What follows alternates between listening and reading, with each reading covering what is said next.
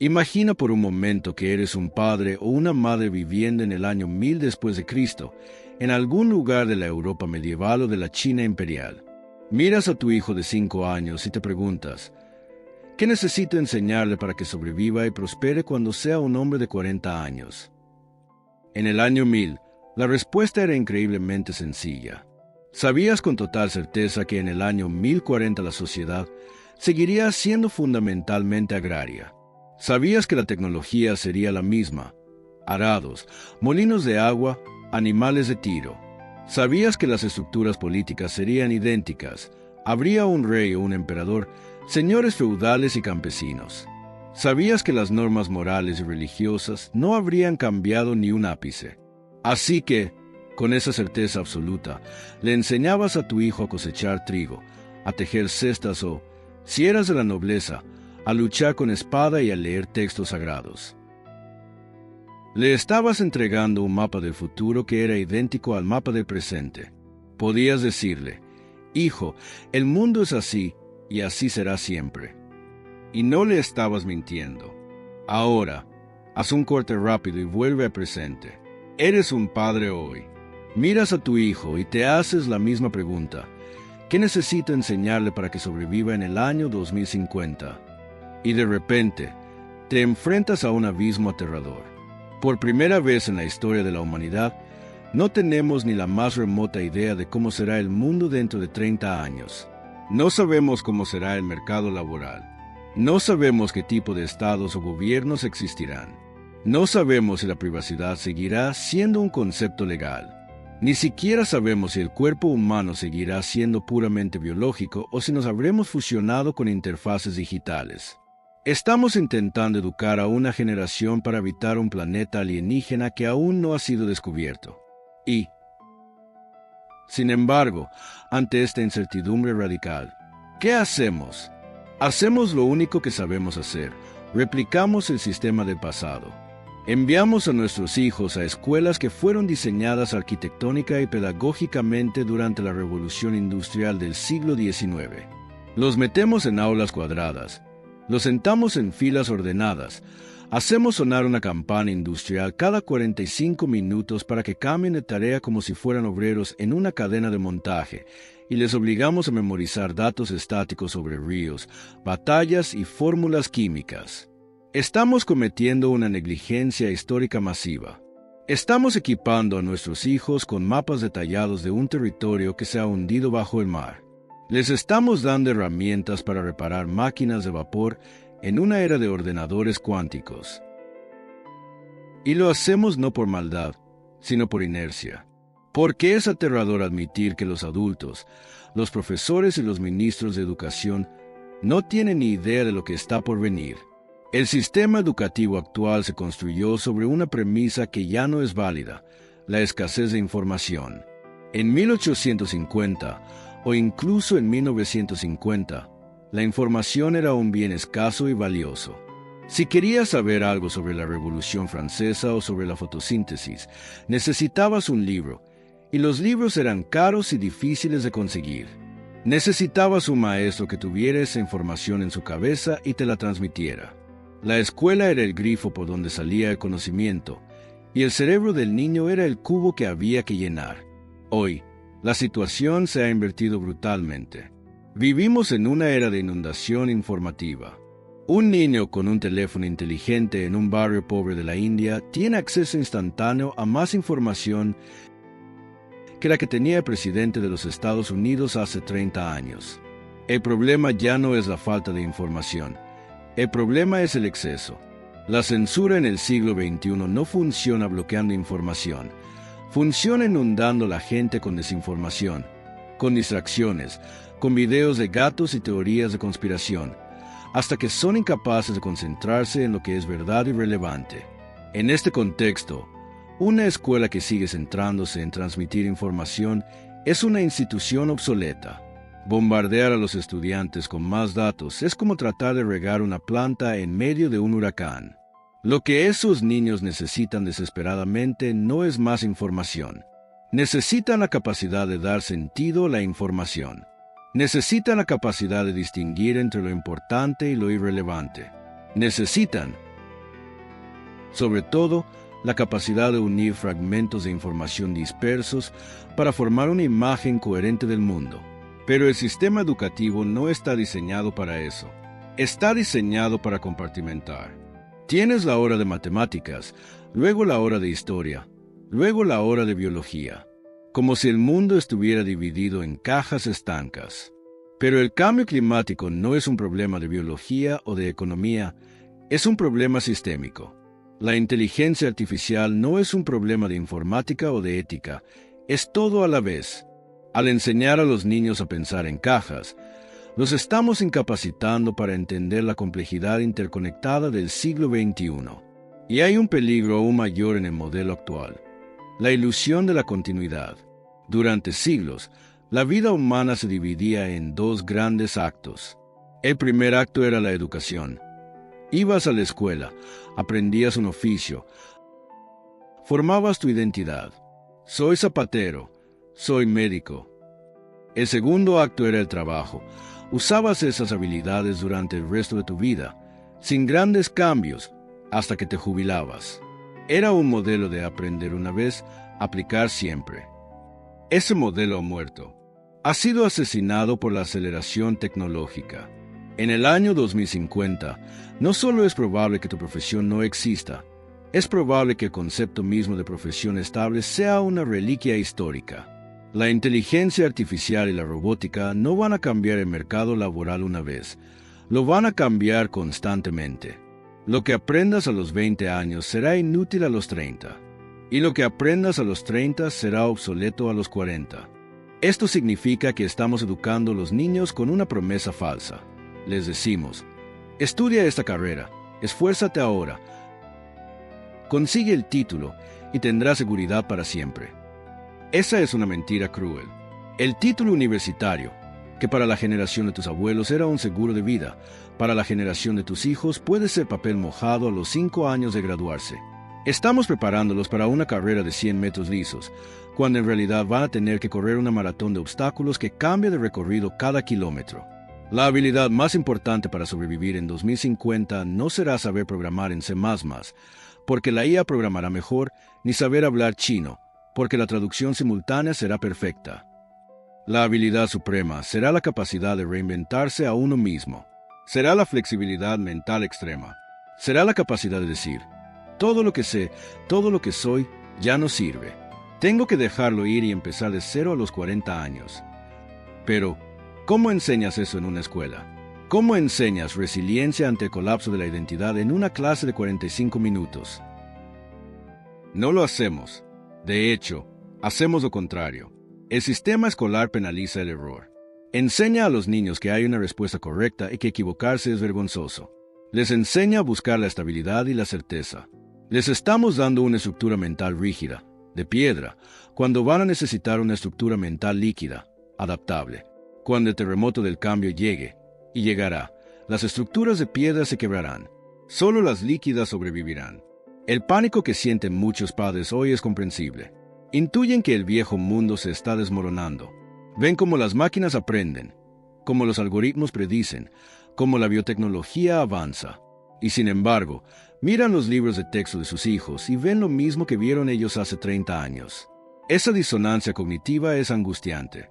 Estamos enviando a nuestros hijos al frente de batalla del futuro armados con escudos de cartón y espadas de madera, diciéndoles que van a estar bien. Y no se trata solo de economía o trabajo. Se trata de supervivencia psicológica. Porque el mundo de 2050 no solo será tecnológicamente distinto, será biológicamente desafiante. Por primera vez en la historia, nuestros cuerpos y mentes serán el campo de batalla principal. Si educamos a los niños solo para competir con las máquinas en inteligencia, en procesar datos, en calcular, en memorizar, estamos condenando a esa generación al fracaso y a la irrelevancia. Nunca podrás procesar datos más rápido que un algoritmo. Nunca podrás memorizar más que la nube. Si tu educación se centra en esas habilidades, estás entrenando a un humano para ser un robot de segunda clase. Y en el mercado del futuro, nadie contratará a un robot de segunda clase cuando puede tener uno de primera clase casi gratis. Entonces, ¿qué queda para los humanos? ¿Qué deberíamos estar enseñando si queremos que nuestros hijos no solo sobrevivan, sino que mantengan su cordura y su dignidad en un mundo posthumano. La respuesta requiere que dejemos de mirar hacia afuera, hacia las habilidades técnicas, y empecemos a mirar hacia adentro, hacia la estructura misma de la mente humana. Si aceptamos que la transferencia de información ya no es el objetivo de la educación, porque la información está en todas partes, ¿qué deberíamos estar haciendo en las aulas? Muchos expertos en pedagogía y futuro hablan ahora de las 4 Cs: pensamiento crítico, comunicación, colaboración y creatividad. Suena bien. Suena a eslogan corporativo moderno, pero si analizamos estas habilidades desde la perspectiva de la supervivencia en 2050, vemos que son mucho más que palabras bonitas. Son el kit de emergencia para una mente que va a vivir en medio de un huracán. El pensamiento crítico no es solo saber debatir, es la capacidad de construir un filtro de realidad en un mundo diseñado para engañarte. Tus hijos van a crecer en un entorno donde los deepfakes, videos falsos generados por IA, serán indistinguibles de la realidad. Verán a presidentes declarar guerras que nunca declararon. Verán pruebas científicas de eventos que nunca ocurrieron. Si su educación no les ha entrenado obsesivamente para cuestionar la fuente, para entender los sesgos y para diferenciar entre un hecho y una ficción manipulada, serán zombies políticos. Serán marionetas en manos de quien tenga mejor algoritmo de generación de contenido. La comunicación y la colaboración son vitales porque, aunque las máquinas sean más inteligentes en el procesamiento de datos, los humanos, por ahora, seguimos teniendo la ventaja en la empatía y la interacción social compleja. Un médico del futuro quizás no necesite diagnosticar, la IA lo hará mejor, pero necesitará comunicar ese diagnóstico a un paciente aterrorizado, entender su dolor, negociar con su familia y ofrecer consuelo. Esas son tareas que requieren una tecnología humana muy sofisticada que las escuelas actuales, con su énfasis en el trabajo individual y la competencia por las notas, tienden a atrofiar.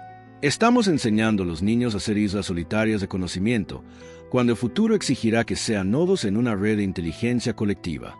Y la creatividad no se trata solo de pintar cuadros o escribir poemas. Se trata de la flexibilidad mental para inventar nuevas formas de vida cuando las viejas se derrumban. La creatividad es la capacidad de ver que el camino está bloqueado, el camino B está en llamas, y ser capaz de imaginar un camino que nadie ha visto antes. Sin embargo, hay una habilidad que está por encima de todas estas, una asignatura que debería ser la columna vertebral de cualquier sistema educativo del siglo XXI, pero que brilla por su ausencia: la inteligencia emocional y el autoconocimiento. Y no me refiero a esto en un sentido espiritual New Age, sino en un sentido de defensa militar y biológica. ¿Por qué es esto tan urgente? Porque tus hijos serán la primera generación en la historia que tendrá que enfrentarse a una competencia desleal por el control de sus propias mentes. Estamos entrando en la era del hackeo humano.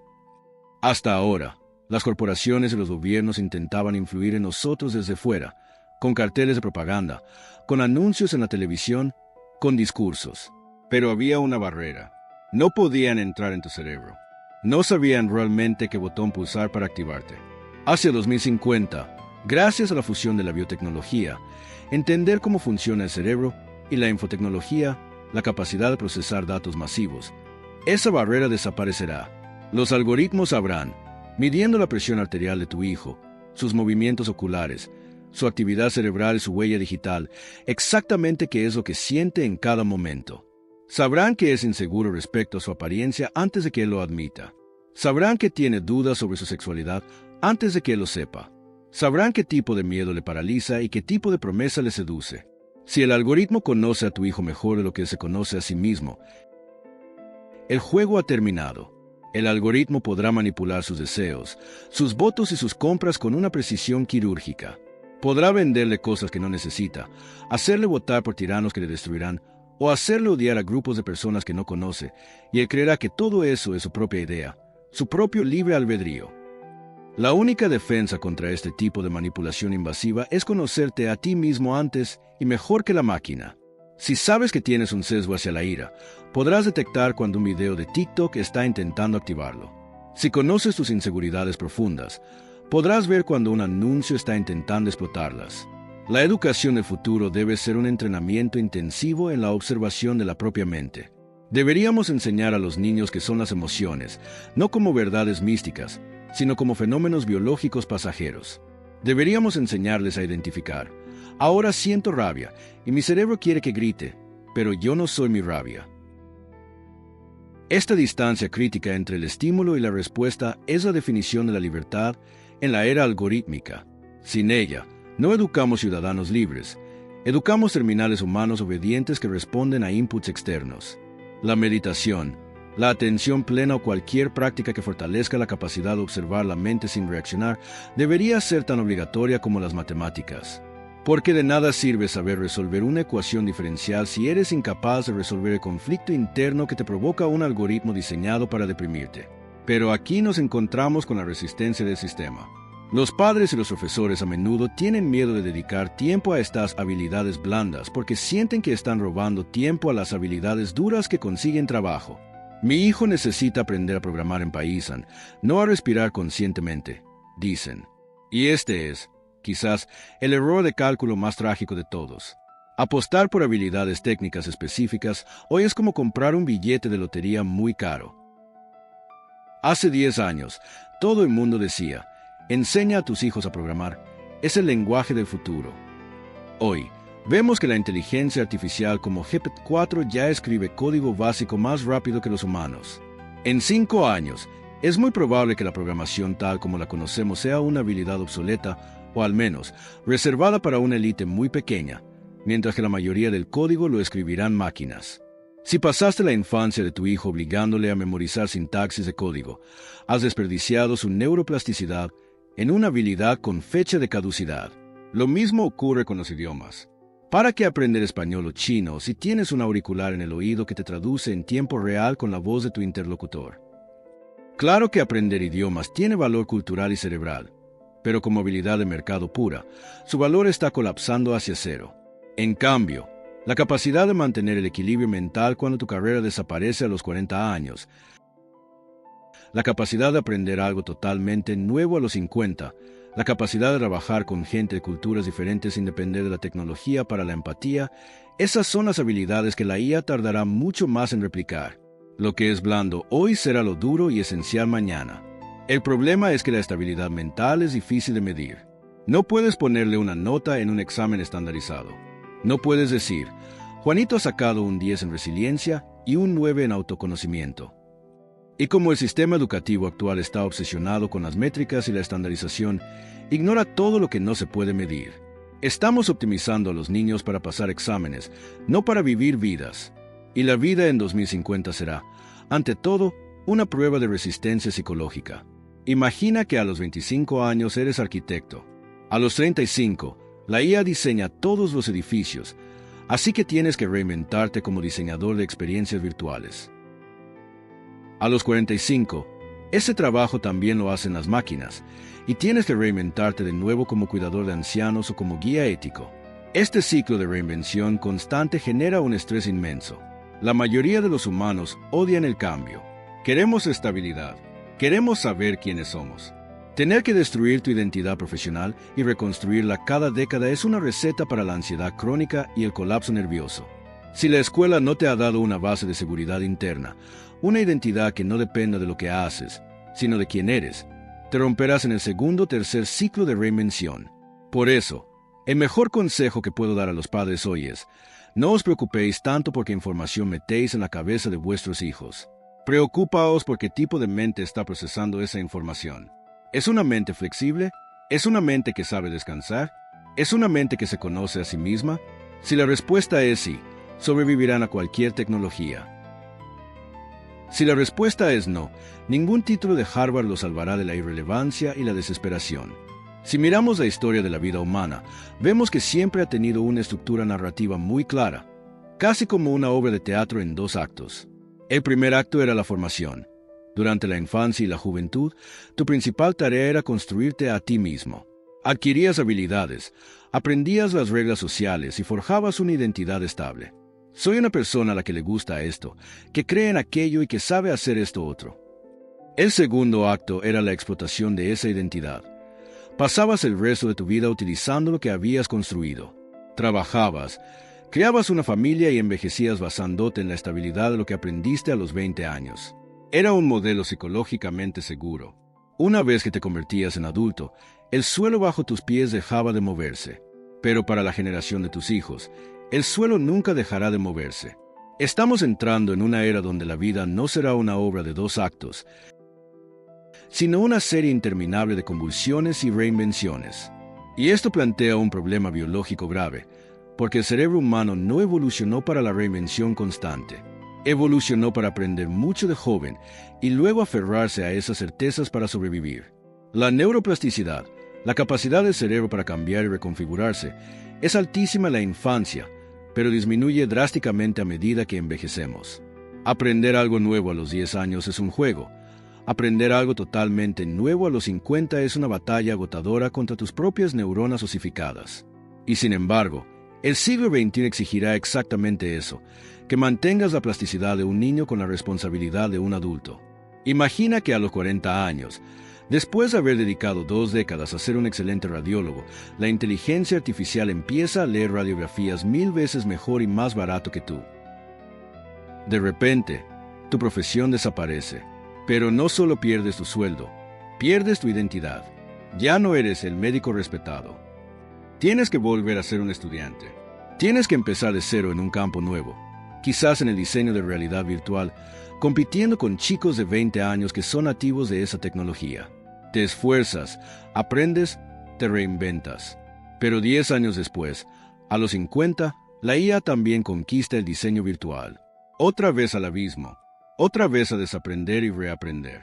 Este ciclo de destrucción y reconstrucción del yo es algo para lo que ninguna escuela está preparando a los niños. De hecho, la escuela actual les enseña a buscar la respuesta correcta y a quedarse con ella. Les enseña a construir una identidad sólida como una roca. Pero en una inundación, las rocas se hunden. Solo lo que flota sobrevive. Si tu identidad está atada a lo que haces o a lo que sabes, estás condenado a una crisis de identidad perpetua. Necesitamos enseñar a los niños a desapegarse de sus etiquetas profesionales. Necesitamos que entiendan que ellos no son su trabajo, ni sus conocimientos actuales.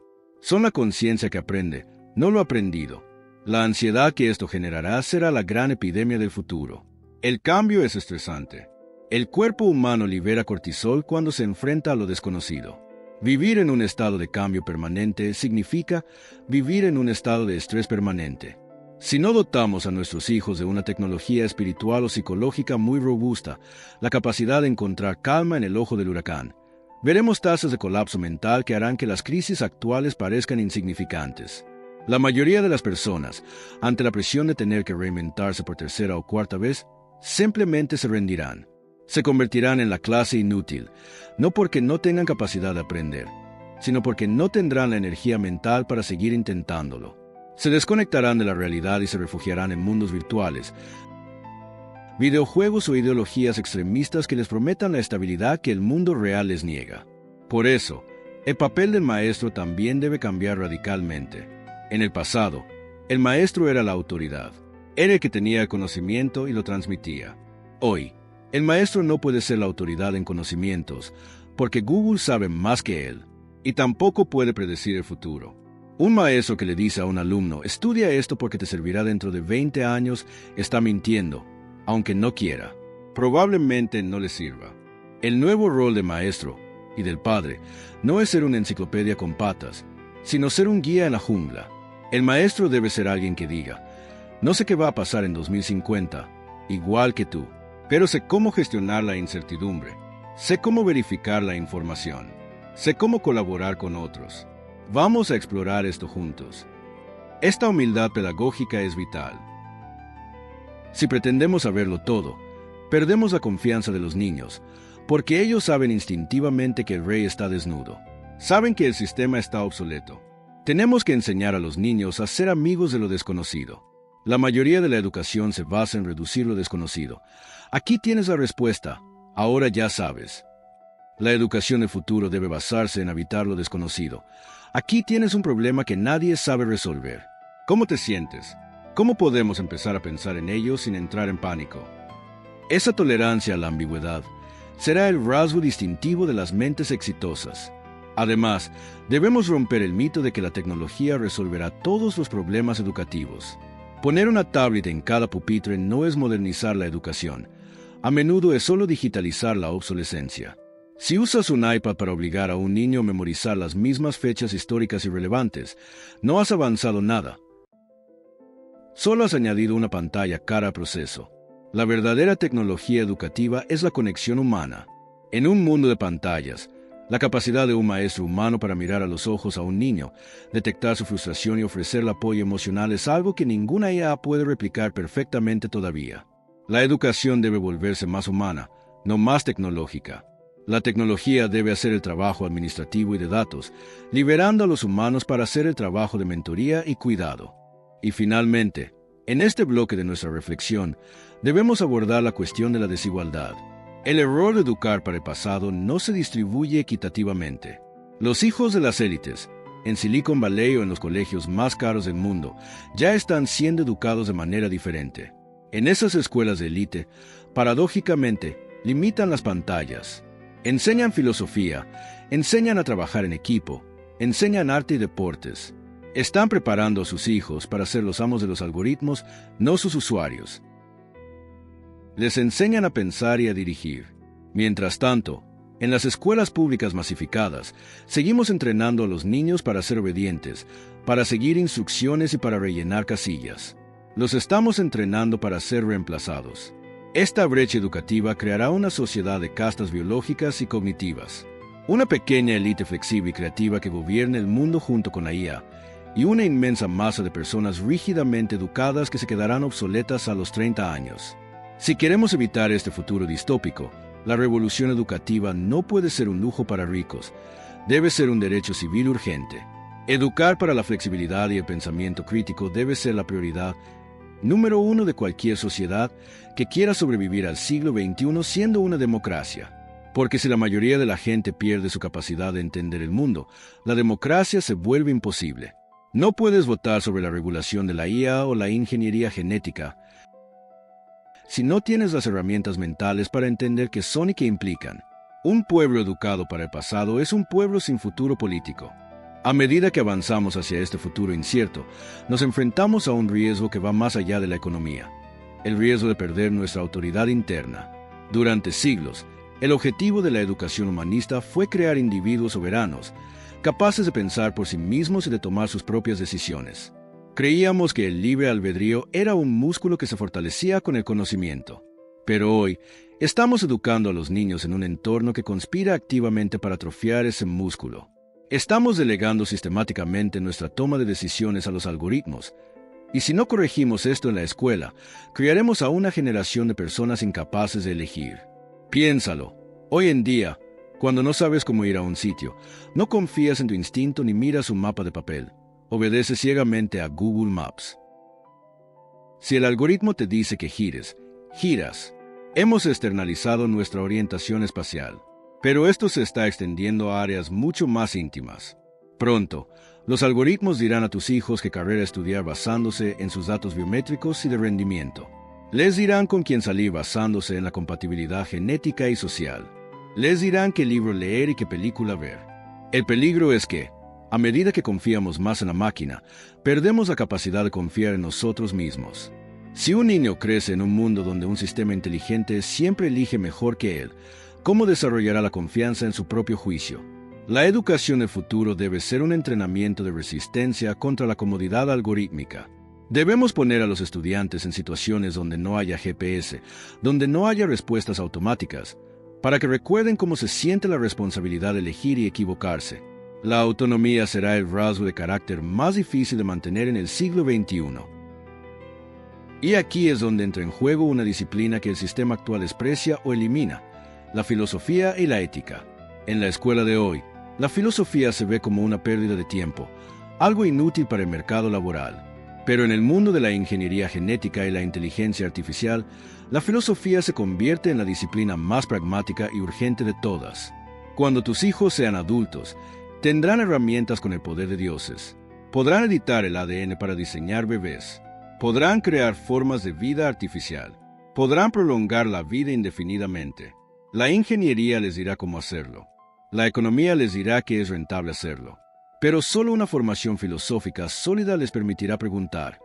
Debemos hacerlo sin una brújula ética, La tecnología es un coche deportivo a 300 kilómetros por hora sin volante. Si educamos a una generación de ingenieros brillantes que no han reflexionado profundamente sobre el sufrimiento, la conciencia y la justicia, estaremos construyendo un infierno tecnológicamente perfecto. Las preguntas que antes eran teóricas, ¿qué es la vida buena? ¿Qué derechos tiene un ser sintiente? Ahora son preguntas prácticas de ingeniería y legislación. Un niño que no sepa debatir sobre ética será un adulto peligroso en la sala de control de la historia. Pero hay otra dimensión que estamos perdiendo, la conexión con la realidad física. El sistema educativo actual trata a los niños como si fueran cerebros en un frasco. Los obligamos a estar sentados, inmóviles, mirando abstracciones en una pizarra o en una pantalla. Ignoramos que la inteligencia humana es una inteligencia encarnada. Nuestro pensamiento emerge de nuestro movimiento, de nuestros sentidos, de nuestra interacción física con el mundo.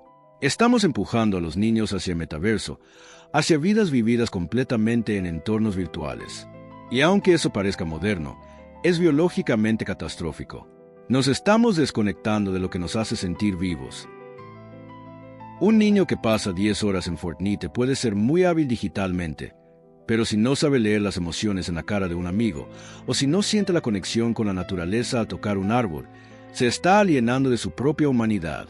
La educación del futuro debe recuperar el cuerpo. No me refiero solo a hacer deporte para quemar calorías. Me refiero a educar la sensibilidad sensorial.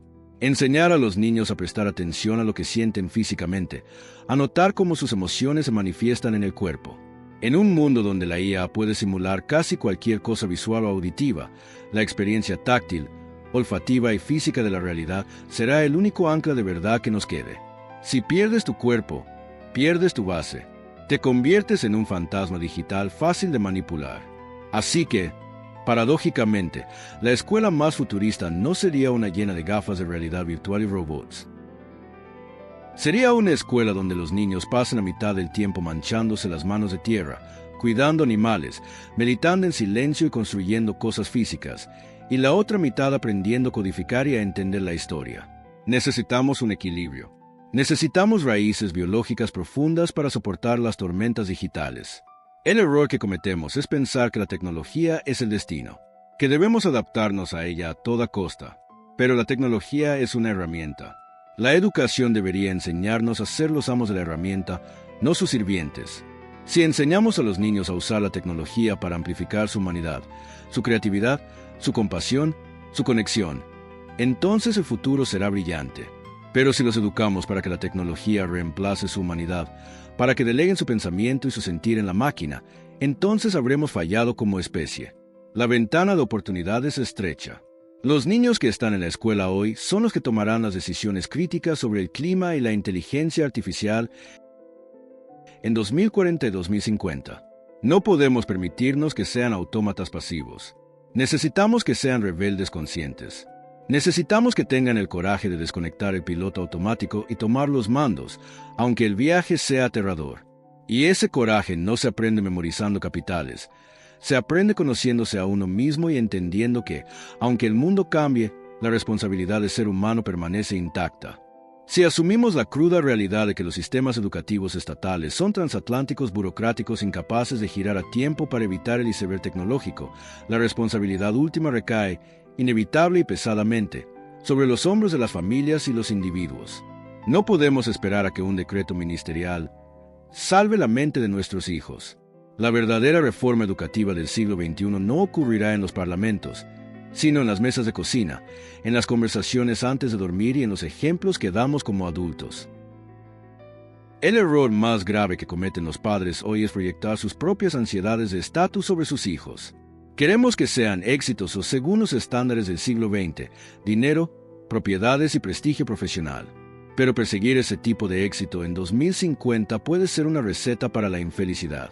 Si empujas a tu hijo a ser el mejor abogado corporativo, y en 20 años el derecho corporativo es gestionado por IA, lo has preparado para la frustración. Quizás el éxito en el futuro no se mida por lo que acumulas, sino por tu capacidad de mantener la cordura, de formar vínculos profundos y de encontrar sentido en un mundo que cambia vertiginosamente. Tenemos que tener el coraje de redefinir el éxito. Tal vez el éxito sea tener tiempo. Tal vez sea tener una mente no colonizada por la ansiedad. Tal vez sea la capacidad de cuidar de otros. Si cambiamos los valores en casa, protegemos a los niños de la locura competitiva de afuera.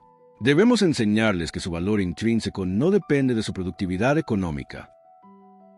Porque si su autoestima depende de ser útiles económicamente y la economía deja de necesitarlos, se derrumbarán. Deben saber que son valiosos simplemente porque son seres conscientes capaces de experimentar el universo. Y esto nos lleva al núcleo de la filosofía educativa que propongo, la distinción entre inteligencia y conciencia. Estamos obsesionados con que nuestros hijos sean inteligentes, que resuelvan problemas rápido. Pero las máquinas siempre serán más inteligentes en ese sentido. Lo que las máquinas no tienen es conciencia. No sienten la alegría de un descubrimiento, ni la tristeza de un fracaso, ni el calor de un abrazo.